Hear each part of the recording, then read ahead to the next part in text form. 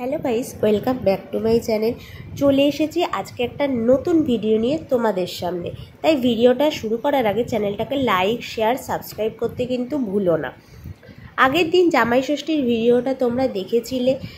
আমরা জামাই ষষ্ঠী সেরে পরের দিন কিন্তু সকালে চলে গেছিলাম কি মোনাস্ট্রির উদ্দেশ্যে। কি মোনাস্ট্রিতে যাওয়ার রাস্তাটা এতটাই সুন্দর ছিল যে বলে বোঝানো যাবে না। চারিদিকে এই সুন্দর পাহাড়, ওই যে দূরে পাহাড়টা দেখতে পাচ্ছ সেখানে বরফ জমে রয়েছে।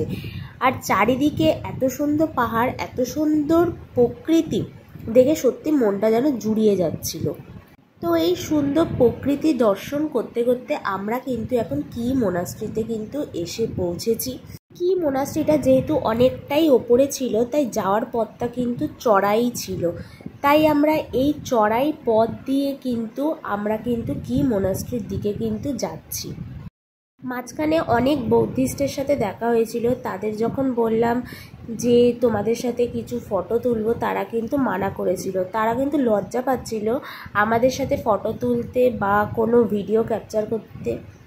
তো এইটা হলো কি মোনাস্ট্রি, যেটা স্পিতি ভ্যালিতে অবস্থিত। আমরা কিন্তু ওই নিচ থেকে হাঁটা শুরু করে কিন্তু এই গেটের সামনে কিন্তু আমরা এসে উপস্থিত হয়েছি। আমরা এখন ভেতরের দিকে যাব।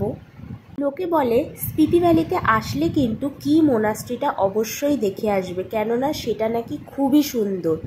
ওইদিকে দূরে পাহাড় দেখা যাচ্ছে আর সামনে এই কি মোনাস্ট্রিটা, যেন ঢুকতেই যেন মনটা যেন শান্ত হয়ে যায়। তো আমরা কিন্তু এখন এই মোনাস্ট্রিতে কিন্তু প্রবেশ করছিলাম। এটা কিন্তু লেখাই আছে টার্ন ক্লকওয়াইজ, এটা কিন্তু ক্লকওয়াইজ কিন্তু ঘোরাতে হবে।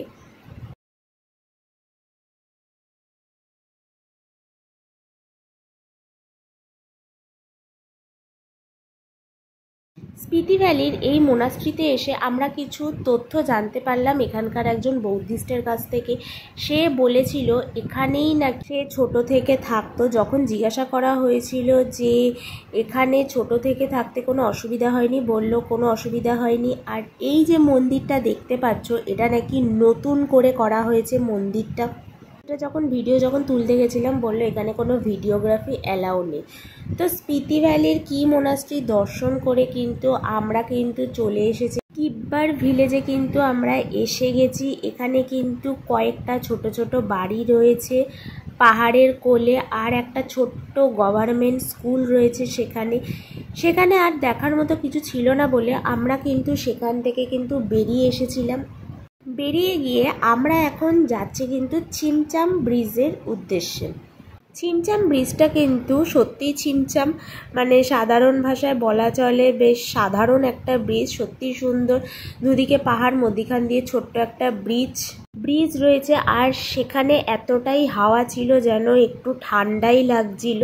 সেখান থেকে কিন্তু আমি অর্ডার করে নিয়েছিলাম সিদ্ধু, যার ছবিটা কিন্তু আমি তোমাদেরকে দেখালাম।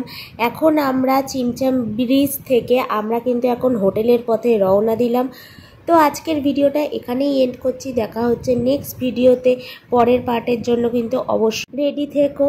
পরের দিন কোথায় যাচ্ছি তোমাদের কিন্তু সেটা আমি কালকে শেয়ার করব তোমাদের সাথে। তো ততক্ষণের জন্য টাটা, দেখা হচ্ছে নেক্সট ভিডিওতে। Bye bye.